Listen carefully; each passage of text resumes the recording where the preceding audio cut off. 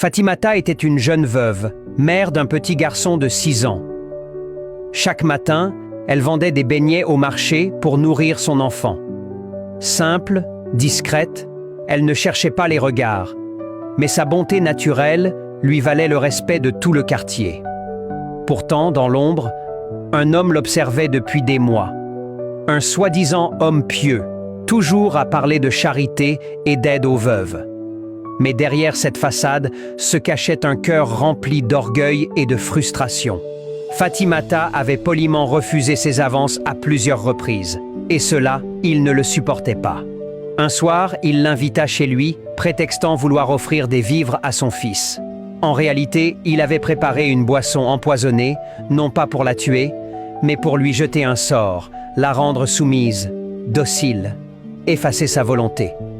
Fatimata accepta l'invitation, par politesse, sans se douter du piège. Au moment où il lui tendit le verre, prêt à accomplir son plan, un cri déchira la nuit. Son fils, jouant devant la maison, venait de tomber et pleurait de douleur.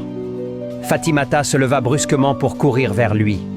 À cet instant, un chat noir surgit de nulle part et bondit sur la table. Le verre empoisonné se renversa, éclaboussant la nappe.